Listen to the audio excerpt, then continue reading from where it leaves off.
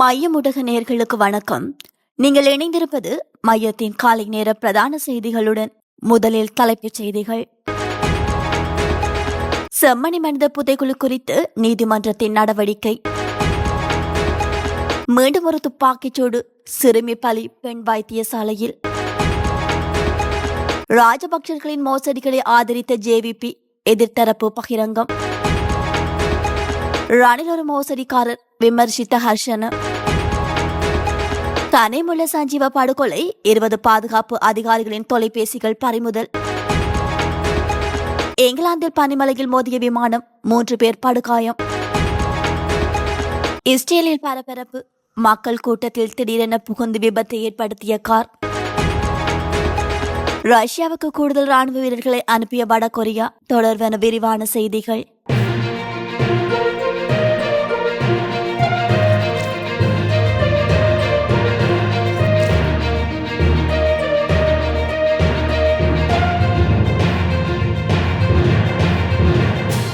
கடந்த சில தினங்களுக்கு முன்பாக அரியாலை செம்மணி சிந்துபாத் இந்து மயானத்தில் கண்டெடுக்கப்பட்ட மனித எச்சங்கள் தொடர்பான வழக்கானது நேற்றைய தினம் நீதிமன்றத்தில் எடுத்துக் கொள்ளப்பட்டது.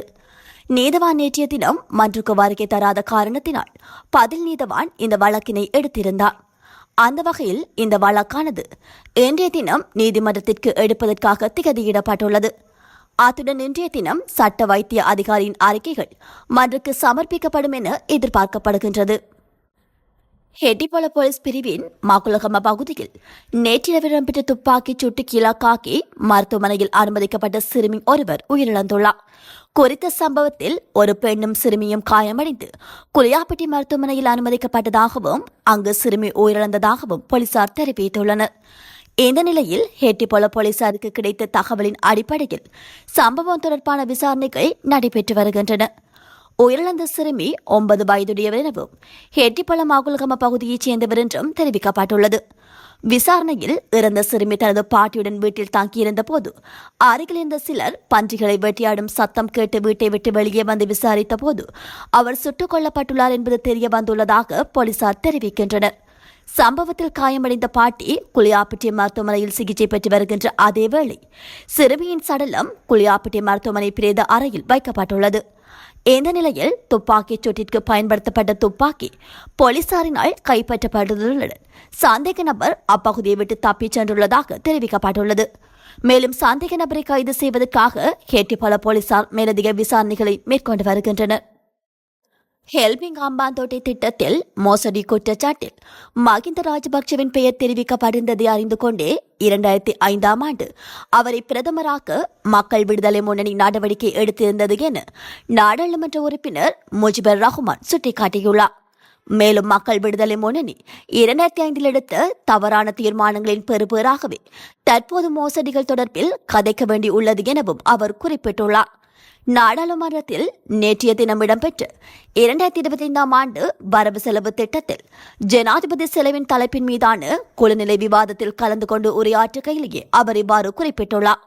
மேலும் அவர் தெரிவித்ததாவது, ராஜபக்சர்களின் ஊழல் மோசடிகளுக்கு தற்போதைய அரசாங்கமும் பொறுப்பு கூற வேண்டும். 2005ஆம் ஆண்டில் ராஜபக்சர்களை இப்போது ஆட்சியில் இருப்பவர்களை ஆட்சிக்கு கொண்டு வந்தனர். அப்போது நான் அவர்களுக்கு எதிரான தரப்பிலேயே இருந்தேன். ஆனால் ராஜபக்சர்கள் மோசடியில் ஈடுபட்டுள்ளனர் என்று இப்போது கூறுபவர்கள் அவர்தான் சிறந்த நபர் என்று கூறும் மேடையிலேயே அன்றிருந்தனர். நீங்கள் எடுத்த தவறான அரசியல் தீர்மானங்களின் பெறுபேறுகளையே இப்போது நீங்கள் கூற வேண்டி ஏற்பட்டுள்ளது.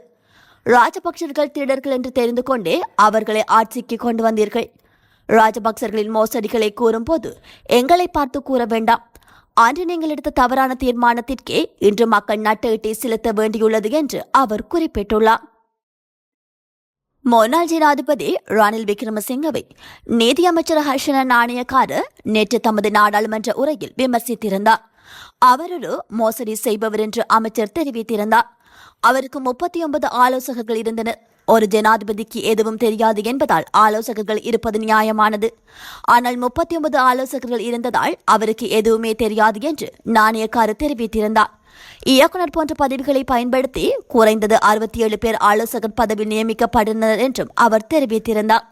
இந்த பதவிகளை பார்த்தால் அமைச்சக செயலாளரால் செய்யக்கூடிய விடயங்களையே அவர்கள் செய்தனர் என்று அவர் கூறினார். நாடாளுமன்ற விவகாரங்களுக்கான ஒரு ஆலோசகராக ஆஷி மாரசிங் பாடசாலையில் படிக்கும் போது ரணில் விக்ரமசிங்க நாடாளுமன்றம் சென்று விட்டார். எனினும் அவர் ரணில் விக்ரமசிங்கவுக்கு நாடாளுமன்றத்தை பற்றி கற்பிக்க வேண்டியிருந்தது அபத்தமானது என்று அமைச்சர் சுட்டிக்காட்டியுள்ளார். விக்ரமசிங்க தனது நெருங்கிய நண்பர்களை பயனற்ற பதவிகளில் நியமித்ததாக குற்றம் சாட்டிய நாணயக்காரர் அவர்களுக்கு சொகுசு வாகனங்களும் வழங்கப்பட்டதாக தெரிவித்திருந்தார். அத்துடன் அவர்களின் கொடுப்பனவுகளுக்காக மொத்தம் 59 மில்லியன் செலவிடப்பட்டுள்ளதாகவும் நீதியமைச்சர் தெரிவித்தார். இதன்போது ஒப்பிடுகையில் ஜனாதிபதி அனுரகுமார திசாநாயக்கவுக்கு 3 ஆலோசகர்கள் மட்டுமே உள்ளனர். அவர்கள் தானாகவே முன்வந்து தங்கள் சேவைகளை வழங்குவதால் எந்த செலவும் செய்யப்படவில்லை என்று அமைச்சர் நாணயக்காரர் குறிப்பிட்டுள்ளார். கனேமுள்ள சஞ்சீவவின் கொலை தொடர்பாக அன்றைய தினம் நீதிமன்றத்தில் அவரை பாதுகாத்து வந்த காவல்துறை சிறப்பு படை மற்றும் சிறைச்சாலைகள் துறையைச் சேர்ந்த சுமார் 20 அதிகாரிகளின் கையெடுக்க தொலைபேசிகள் காவல்துறையினரால் கைப்பற்றப்பட்டுள்ளன. இந்த சம்பவம் தொடர்பாக காவல்துறை சிறப்பு அதிரடிப்படை மற்றும் சிறைச்சாலைகள் துறையைச் சேர்ந்த சுமார் 30 அதிகாரிகளிடம் வாக்குமூலங்களை பதிவு செய்ய கொழும்பு குற்றப்பிரிவு அண்மையில் நடவடிக்கை எடுத்திருந்தது. அதன்படி அவர்களின் தொலைபேசிகளில் சம்பந்தப்பட்ட விசாரணைகளை மேற்கொள்வதற்காக எடுத்துச் செல்லப்பட்டுள்ளதாக தெரிவிக்கப்படுகின்றது. இதேவேளை கொலை சம்பவம் தொடர்பாக 15 சிறைச்சாலை அதிகாரிகளிடம் வாக்குமூலங்கள் பதிவு செய்யப்பட்டுள்ளதாக சிறைச்சாலை ஊடக பேச்சாளரும் சிறைச்சாலை ஆணையாளருமான காமினி பி திசாநாயக்க தெரிவித்துள்ளார். அத்தோடு கனேமுள்ள சஞ்சீவ கொலை சம்பவம் தொடர்பாக கைது செய்யப்பட்ட நீர்கொழும்பு காவல் நிலையத்தின் காவல் அதிகாரி கொலை திட்டம் குறித்து ஆரம்பத்தில் இருந்தே அறிந்திருந்ததாக விசாரணைகளில் தெரிய வந்துள்ளது. இந்த கொலையின் பின்னணியில் மூளையாக செயல்பட்டதாக அடையாளம் காணப்பட்டுள்ள தற்போது தேடப்பட்டு வரும் இஷாரா செவ்வந்தி என்ற பெண் சந்தேக நபருடன் தொடர்பு வைத்திருந்ததாக அவர் கைது செய்யப்பட்டிருந்தமை குறிப்பிடத்தக்கது. இங்கிலாந்தின் மான்செஸ்டர் நகரில் சிறிய ரக ஆம்புலன்ஸ் விமானம் ஒன்று சென்று கொண்டிருந்த போது அந்த விமானத்தில் விமானி உட்பட 3 பேர் இருந்துள்ளனர்.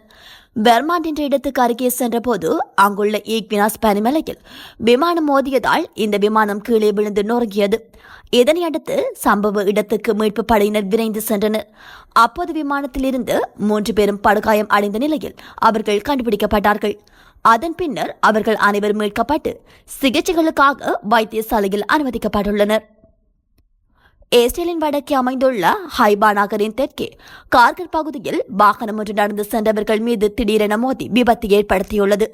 அங்கிருந்த பலரின் மீது மோதிவிட்டு நிற்காமல் சென்றுள்ளது. இந்த சம்பவத்தில் சிக்கி 10 பேர் காயமடைந்தனர். அவர்கள் மீட்கப்பட்டு சிகிச்சைகளுக்காக வைத்தியசாலைக்கு கொண்டு செல்லப்பட்டனர். அவர்களில் ஒருவரின் நிலைமை மோசமடைந்துள்ளது என தெரிவிக்கப்படுகின்றது. இது தொடர்பாக போலீசார் தெரிவிக்கையில் மக்கள் கூட்டத்தின் மீது வாகனத்தில் வந்த நபர் ஒருவர் திடீரென மோதி விபத்து ஏற்படுத்தி இருக்கின்றார். இது பயங்கரவாத தாக்குதலாக இருக்கக்கூடும் என சந்தேகிக்கப்படுகிறது என அவர் தெரிவித்தார். விபத்து ஏற்படுத்திவிட்டு தப்பிச் செல்ல முயன்ற நபரை போலீசார் பிடித்து மேலதிக விசாரணைகளை மேற்கொண்டு வருகின்றனர். ரஷ்யா உக்ரைன் போரில் உக்ரைனுக்கு ஆதரவாக ஐரோப்பிய நாடுகள் காணப்படுகின்றன.